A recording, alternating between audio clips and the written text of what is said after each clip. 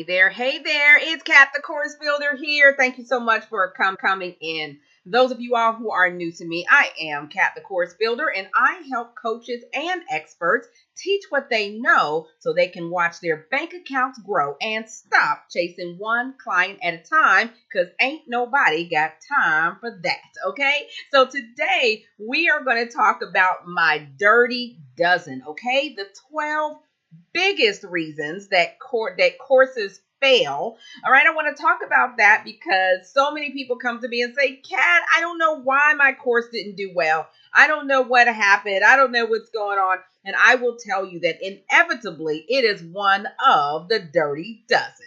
So if you're coming in on Periscope, thanks so much for coming in. Thank you for the hearts. I appreciate that. Go ahead and share out, because somebody is guilty of one of my dirty dozen. And I'm going to share those with you so that you don't get caught doing one of these things that are going to cause your course to kind of, fail, to not do what you want it to do, which is to transform lives and help to change the lives of people all around the globe. And you're not able to do that if you are doing one of my dirty dozen. Okay, so let's go ahead and jump right in with the dirty dozen. I've got my notes right here because I want to make sure that I don't leave out anything.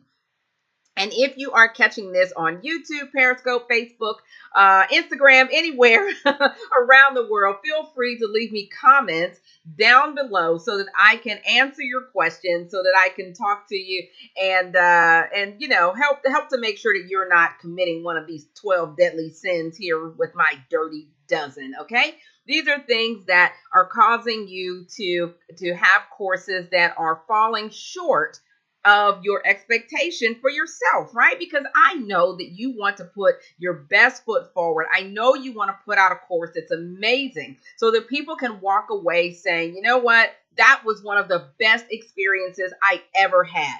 So we want to make sure that you're not committing one of these dirty dozen to make sure that you get that kind of response from people, okay? So again, thanks so much for coming in, you guys. Thanks so much for the hearts and sharing out. I appreciate that. But we're going to go ahead and jump right on in.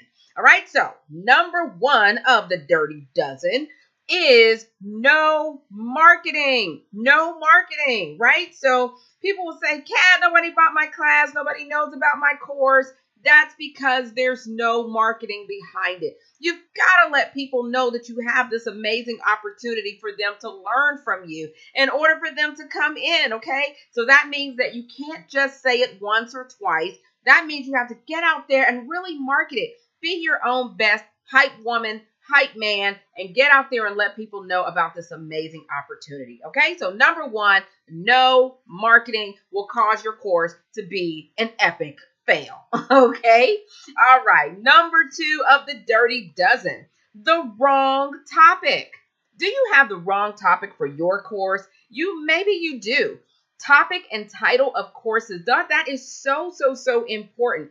You want to make sure that the topic that you are presenting for your course is one that your audience actually wants and needs. We don't want to just do topics just to throw them out there. So many times I will ask people, well, how did you come up with the topic for your course? And they'll say, oh, well, honestly, Kat, I saw that my competition is doing something similar, or I saw other people out there doing this or that or the other. So I thought it would be a good idea if I taught my course on the same topic. And I say, big mistake. Because your audience may not want that topic at that time, okay? Just because somebody else's audience wants it at that time doesn't mean that yours does. So you have to stay in tune with what your audience is asking you for, what they're needing at that time in order to grow and to move forward. Remember that you are getting on their highway, right? The highway of your audience is the highway of your audience, not somebody else's. So make sure that you get on that highway with your audience.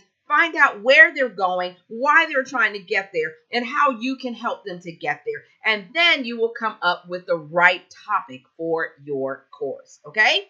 Number 3 of my 12 dirty dozen mistakes as to why courses epically fail. Number 3 is that you have confusing content, okay? Confusing content is one of the best ways to fail your course, right? If your content is all over the place and makes absolutely no sense, number 1, people are not going to actually finish your course, okay? They're not going to finish it. They're just going to abandon it. And some people might actually ask for their money back, right? And so we want to make sure that your content is not all over the place. And if you think your content might be all over the place, I get it. Go ahead, put it in the comments below. I want to know if you think you're number 3. If you think you're number 3, it's all good. Make sure if you want to reach out to me, if you want to get some help with that, all you have to do is look in the links below. If you're on Periscope, look in the link above. All right. And just make sure that you reach out to me, bit.ly/chat with Kat. Okay. bit.ly/chat with Kat. That's Kat with a K. And that way we can talk about what's going on with your content. Okay. All right, number 4. Number 4 is that your content is overwhelming. Overwhelming. Oh my gosh.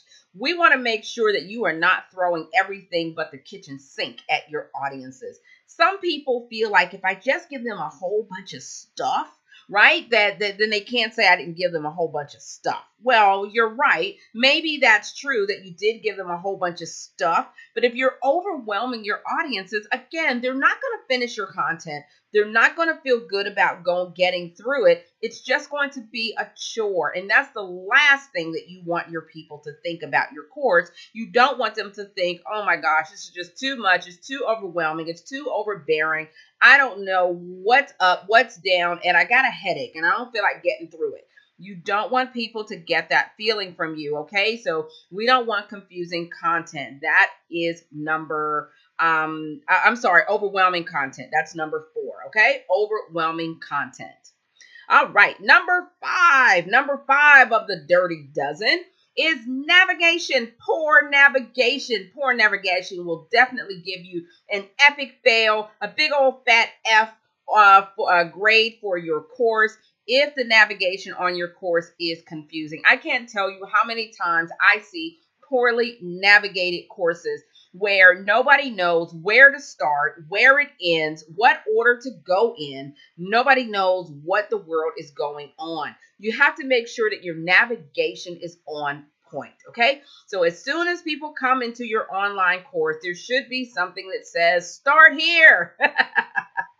There should be a big old button that says start here. You want to make sure that you are welcoming your folks into that portal and that you talk to them about where they can find resources, where they can find help if they need it, where to start, what to do first, second, third. Don't assume that it's that easy for people. Go ahead, lay it out. Make sure that you make it plain, okay? Make it plain. So that is number 5, poor navigation. All right, number 6 of my dirty dozen biggest course mistakes is irrelevant content. Irrelevant content. All right, so this kind of goes back to that whole idea of the kitchen sink, except this is even worse because you're throwing in content that has nothing to do with nothing, as my grandmother says, okay? Nothing from nothing leaves nothing. So we want to make sure that all of the content that is in your course is actually relevant. You want to make sure that the content that is in each module is specific to that module, okay? Don't have 3 and 4 different topics all under one module. You want to break that up, chunk it down so that it's easy to understand and that you can, so that you make sure that you're not including content that is totally irrelevant to what you're talking about, okay? So we don't want to do that. Again, that's going to turn off your learners and make them say, I think I'll pass. I don't know. I don't want to take this course anymore, all right? All right, number seven. Number seven of my dirty dozen is the boogie down video production, honey. Boogie down video production. That is one of the biggest mistakes, is having poor video production of your online course videos. You don't want to have that. That is the biggest turn off for so many people. And let me tell you, people are used to taking online courses. They are used to seeing what online courses are supposed to look like. So when they get to yours, if it's Boogie Down Productions, okay, then they're going to say, yeah, what did I pay for? Oh my gosh, like, was it really worth what I paid for it? Because it's really poor quality. So you want to make sure that the sound on your video is great quality. If you don't have great sound quality on your for your wherever you are recording your videos, then definitely consider investing in a headphone set. You can get lots of microphones, headsets nowadays that work really well. Check the reviews, but I like something as simple as a Logitech USB headphone set that you can use. They have all different kinds. You can get it right off of Amazon. You can do Logitech USB, and they have all different kinds of styles, but I find that the quality is really good for the price. I also love my Blue Yeti microphone. It's multi-directional, so if you are talking to more than one person on a video, you might want to use something like a Blue Yeti, which is multi-directional, and you can adjust the gain on that as well. So I love a Blue Yeti. But if you're not quite ready to dish out the cash for a Blue Yeti, then definitely go with Logitech. They've got a great line of microphones. But here's the thing. Make sure that the sound quality is good. People don't listen to poor audio recorded videos, okay? They really don't. Then they don't want to. It's a strain to hear it, and nobody wants to go through all of that. The other thing is, make sure that your video quality is good. Make sure that people can actually see you. So that means that you've got to have really good lighting. Make sure that your lighting is appropriate and that it's not too bright to where it looks like you're sitting on the sun. You don't want that for sure. But you want to make sure that you are nice and lit up so that people can actually see you and hear you clearly, okay? So number 7 of my dirty dozen is Boogie Down Video Productions, okay? So let's make sure that you're not a part of that production series and that you have great quality on your videos, okay? Number 8 of my dirty dozen reasons that courses kind of epically fail is low energy. Low energy. Okay, so you know what? You got to pump up the volume a little bit. When you are recording your online courses, you got to make sure that you are projecting an energy that sort of flows through to your people. Here's what you have to remember, that when people are taking an online course, they're typically by themselves, all right? They are sitting up, maybe watching TV, or maybe they've got other distractions, or maybe other things are going on, right? You don't have any control over that. But if you've got fairly high energy, that's going to get people's attention and make sure that you've got their focus where it should be, right? So you got to do your part. So don't come in there, with just kind of like this low energy vibe. We don't want that. You've got to pump it up a little bit more for video, especially for online courses, because you're coming through on a video screen. So you want it to almost be like the person is right there in the room with you. All right. So go ahead, give them that experience, pump up the volume just a little bit, and make sure that your videos aren't low energy. All right.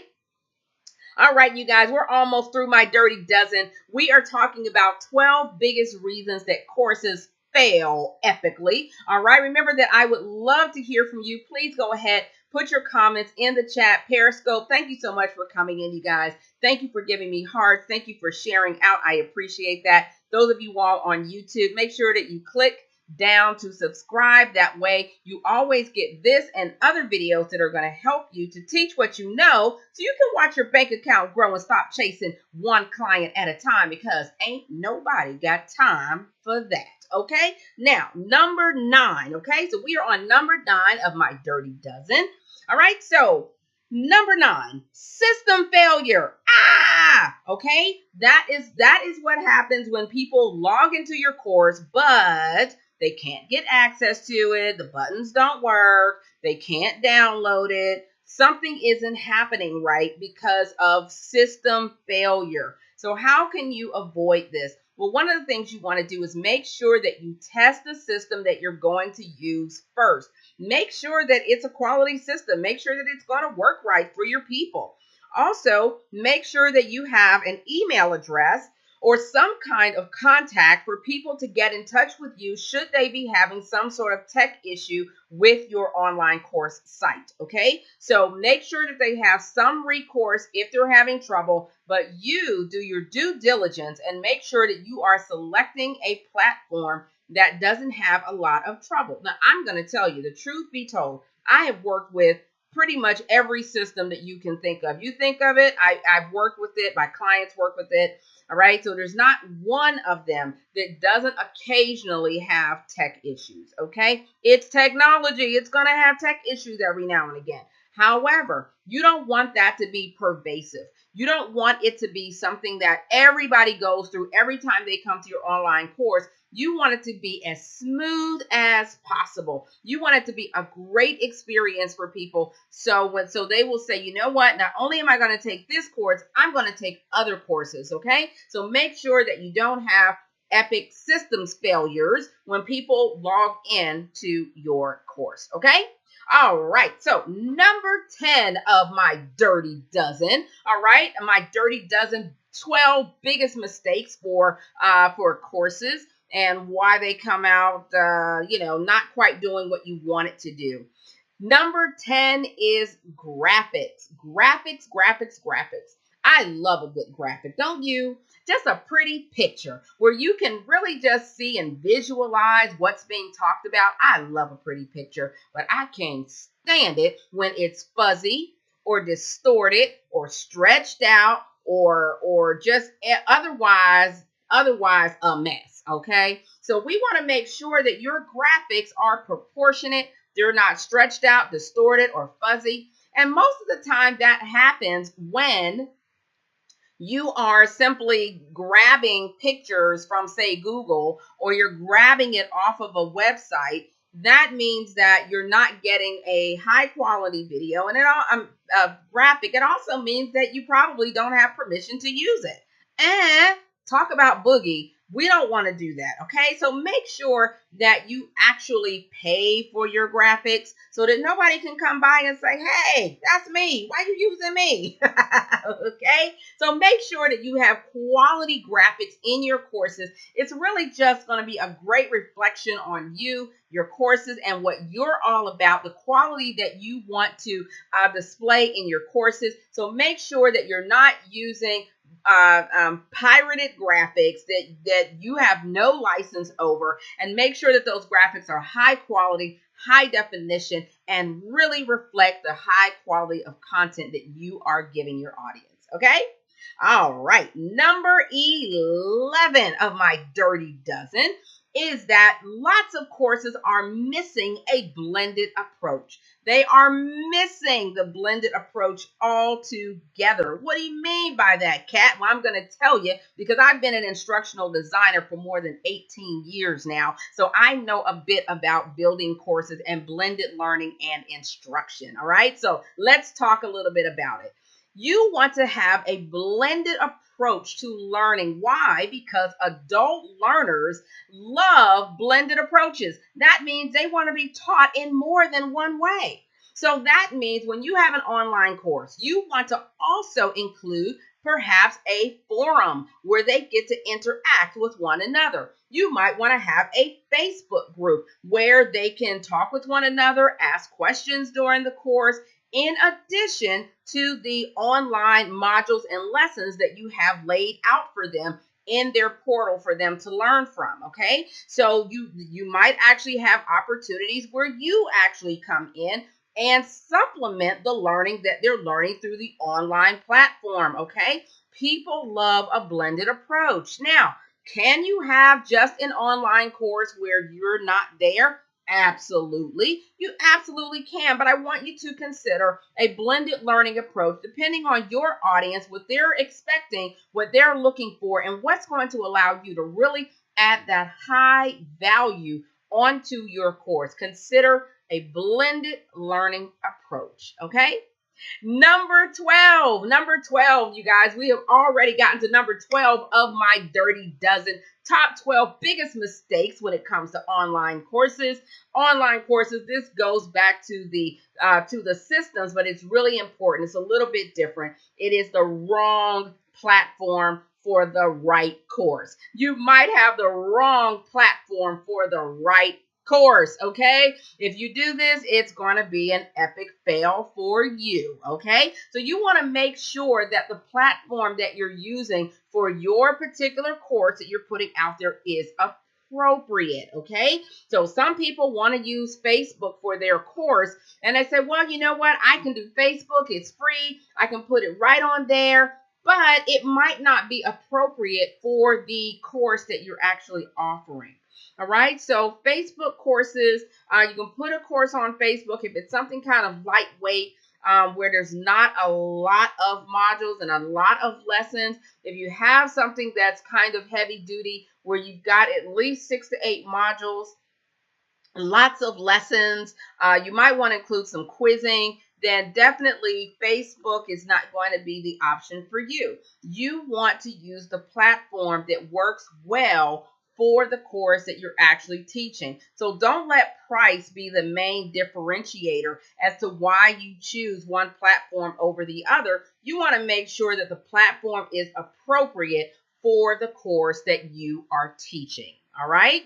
All right, you guys, let's go ahead and review your top 12 Dirty Dozen. All right, the top 12 biggest reasons why courses fail. Number 1, no marketing behind it. Number 2, wrong topic for your audience. Number 3, confusing content. Hate that. Number 4, overwhelming content.